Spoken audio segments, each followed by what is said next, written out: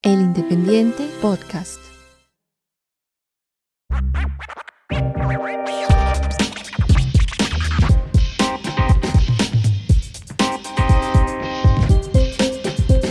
Los objetos van más allá de lo material. Son parte de nuestra historia personal y de la construcción del mundo. Tienen una gran carga simbólica y nos permiten conectarnos con momentos pasados, presentes y futuros. Soy Iván Mantilla y les doy la bienvenida a Objetos Vivos, su historia y otros datos que nadie pidió.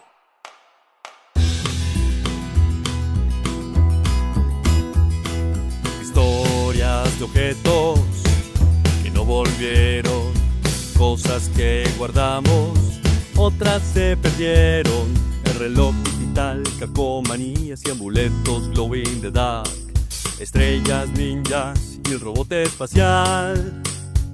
Del cassette al CD, objetos vivos que son parte de ti.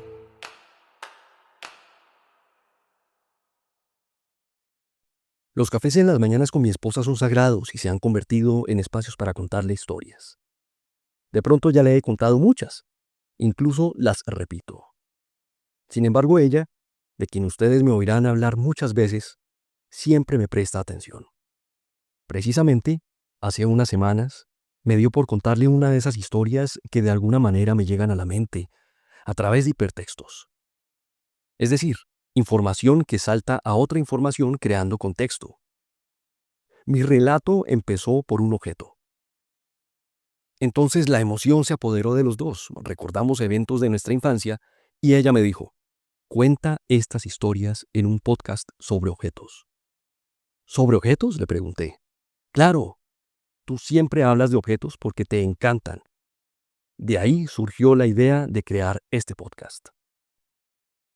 Mis relatos están, como lo dije anteriormente, llenos de hipertextos porque la historia es parte de un todo. En este primer episodio quiero comenzar hablando de un año que me impactó profundamente.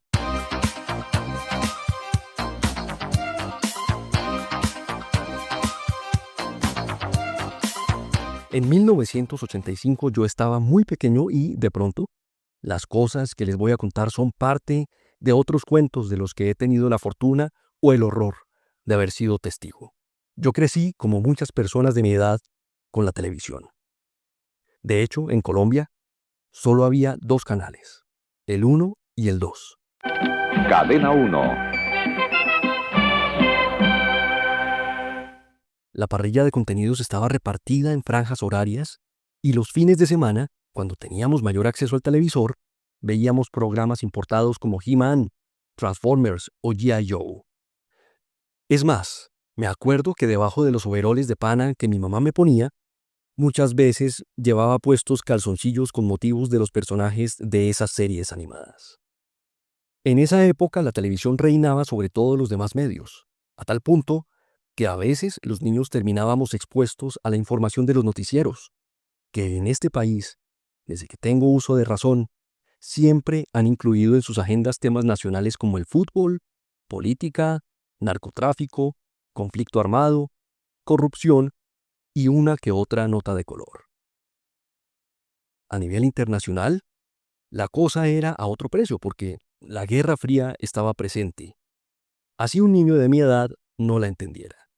En ese contexto tengo vagos recuerdos de cuando Ronald Reagan tomó posesión de su segundo mandato. To pass that dream on to a waiting and a hopeful world. God bless you and may God bless America. Thank you. También de cuando Mikhail Gorbachev, ese man al que algunos fanáticos religiosos tildaron hasta de ser el anticristo, porque el pobre nació con una mancha en la cabeza, fue elegido presidente de la Unión Soviética. Верно служить великому делу социализма и коммунизма, делу мира, социального прогресса и счастья трудящихся. Ese mismo año, Colombia era enlutada por dos hechos sin precedentes. La toma del Palacio de Justicia por parte del grupo guerrillero M-19 los días 6 y 7 de noviembre. A continuación, la voz del entonces coronel Alfonso Plazas Vega, que en ese momento comandaba la primera unidad del ejército colombiano que ingresó al edificio. Quiero pedir que no se me acerquen mucho porque todavía hay resistencia en ese sector. En el segundo lugar, quiero manifestarles que la situación está perfectamente controlada. Y la tragedia del municipio de Armero, ocurrida el 13 de ese mismo mes, luego de que el cráter Arenas del volcán Nevado del Ruiz erupcionara y causara una avalancha que mató a 31.000 personas. Claro, no todo era malo. Y aquí es donde comienzo a acercarme un poco a ese, o mejor, esos objetos que hoy les traigo y que menciono en el título de este episodio. La cultura pop, los neones y esa lobería tan violenta que marcaba la moda.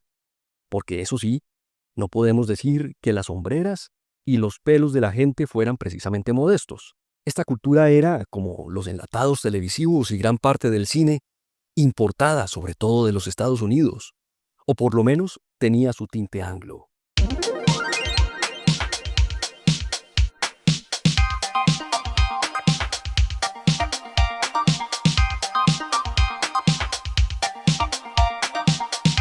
Y dentro de todo esto, ¿cómo olvidar, por ejemplo, que ese año Freddie Mercury lanzó su único álbum en solitario, Mr. Bad Guy? En julio de 1985 también lanzaron el concierto Live Aid de forma simultánea en los estadios de Wembley en Londres y John F. Kennedy en Filadelfia para recaudar fondos y ayudar a Etiopía y Somalia, que pasaban por una hambruna impresionante. En ese concierto, precisamente, participaron artistas y agrupaciones como Queen, Judas Priest, Madonna, U2, Eric Clapton, Dire Straits, Elton John, Led Zeppelin, The Who, Elvis Costello y Paul McCartney. Ese mismo año Nintendo lanzó Super Mario Bros. Ustedes se preguntarán qué tiene que ver todo esto con los Garbage Pail Kids. Pues bien, les decía que los niños en esa época, o al menos mis hermanos y yo, estábamos muy expuestos a esa cultura gringa. Ropa, juguetes y hasta películas, muchas del género gore. Solo para nombrarles algunas que hoy están en mi top 10 de traumas. Tal vez ese año o el anterior vi El Exorcista, de 1973, dirigida por William Friedkin. La Profecía, protagonizada por Gregory Peck, del 76. Invasores de Marte, en el 86. Un remake de la película de 1953. Esta fue dirigida por Tobe Hooper. Precisamente de él también tengo el recuerdo de haber visto Poltergeist, Salem Slot y La Masacre de Texas. Y la cereza del pastel, Halloween 3, Season of the Witch, de Tommy Lee Wallace, que me acuerdo haberla visto en la casa de mi amigo Ricardo I, un niño como unos 3 años mayor que yo, con su hermano, mis 2 hermanos mayores y otros niños del barrio. Y es que todas esas películas tenían efectos que producían asco e incluían muertes horrendas. Pero además la época estaba llena de peligros. Primero, porque uno salía a jugar por todo el barrio y, ojo, les recuerdo que yo tenía 5 años y estamos hablando de la Bogotá de los 80s. Claro, las condiciones mediáticas con seguridad permearon a mi mamá y por eso veía el peligro en todo. Y en medio de todo ese riesgo latente se pusieron de moda las bodoqueras, que en términos más cultos son las mismas cerbatanas y que consistían en tubos de PVC de unos 25 centímetros y más o menos 1 pulgada de diámetro, con las que se disparaban los bodoques, que eran hojas de papel, generalmente de los cuadernos del colegio, enrollados en forma de cono y sellados con saliva. Pues bueno, aquí llega mi primer acercamiento a los Garbage Pail Kids. Un día, viendo a los niños jugar con sus bodoqueras, porque yo no tenía, un amigo de mi hermano mayor estaba en el jardín de mi casa viendo unas láminas que acababa de sacar del empaque. Me acerqué a él y al verlas me quedé estupefacto. ¡Wow! En esas ilustraciones estaban condensados al tiempo muchos de los miedos y gustos que yo había heredado de la cultura pop.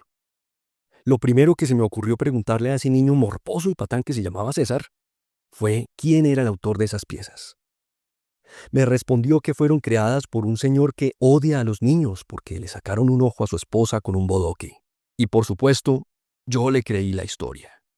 Para los que no lo saben, Garbage Pail Kids fue una serie de láminas coleccionables producidas por The Topps Company, una empresa estadounidense fundada por los hermanos Joseph, Ira, Abraham y Philip Sorin en Brooklyn, Nueva York, en 1938. En principio funcionaba como una fábrica de dulces. Crearon los chicles Bazooka por allá en 1947 y aún los producen. Es más, la zona donde establecieron la compañía olía a chicle. Aquí en Bogotá uno podía comprar los Bazooka en las tiendas de los barrios y traían unos chistes flojísimos, pero que me hacían reír. Esta gente de Topps también creó otros dulces que a mí me parecen deliciosos, los Push Pop y los Ring Pop. A propósito de estos últimos, en Colombia vendían una versión muy similar que tenían un sabor como a dulcecito de ese que dan por montones en Halloween. Esta empresa, que después empezó a producir y distribuir tarjetas deportivas y de entretenimiento, trató infructuosamente de conseguir una licencia de la empresa Coleco para comercializar láminas de las Cabbage Patch Kids. Entonces, Stan Hart, un man muy conocido por participar en la revista Mad y que trabajaba en el desarrollo de nuevos productos, propuso algo que daría un giro histórico a esta situación: hacer una parodia de las Cabbage Patch Kids.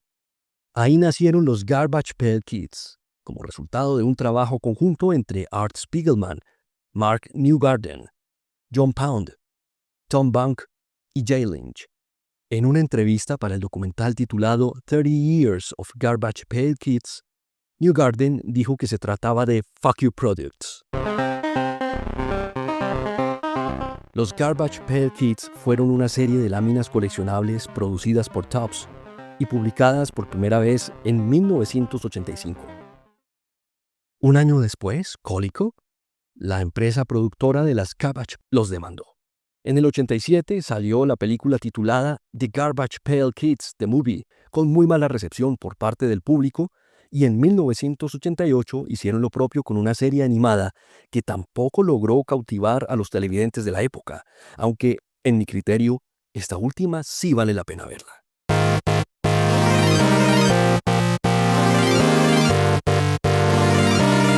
Aquí en Colombia las láminas eran mucho más pequeñas y tenían una calidad muy inferior a las originales. Se convirtieron en una especie de movimiento underground entre los niños. Lo chistoso es que muchos de esos papás que permitían a sus hijos ver noticias y películas llenas de violencia estaban atemorizados por los contenidos de estas láminas que sí estaban cargadísimas de ese humor que daba asco y muy político, pero que en realidad resultaban inofensivas.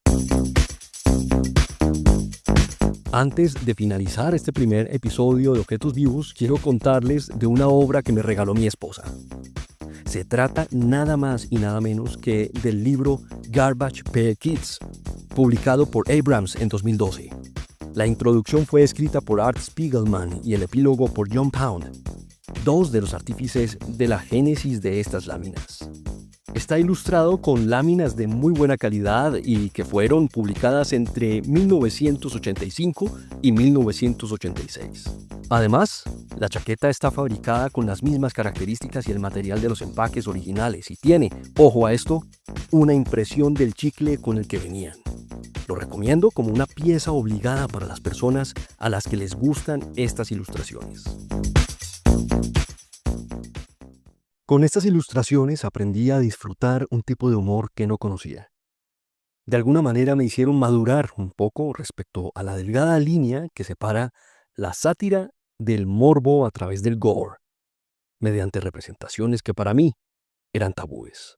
Estas láminas trascendieron su composición material para convertirse en tesoros cargados de una realidad social y política llena de color y texturas, con valores que determinábamos dependiendo de cuán difíciles eran de conseguir. En otras palabras, su precio al momento de la compra, que podía corresponder a unos cuantos pesos en Colombia o desde $1 en países como Estados Unidos, aumentaba considerablemente cuando negociaba con mis amigos, con quienes hacíamos transacciones que podían incluir juguetes que con seguridad habrían costado mucho más. Definitivamente ocuparon un lugar muy respetado en la infancia de las niñas y niños de los 80s, y para una industria que movió millones de dólares en todo el globo. Para mí, los productos como los Garbage Pail Kids siempre te permitirán llevar ese buen humor negro en el bolsillo, sin necesidad de hardware o software que condicione su consumo, y su conservación dependerá única y exclusivamente de su dueño. Y bueno, ahora sí, llegamos al final de este primer episodio de Objetos Vivos, su historia y otros datos que nadie pidió.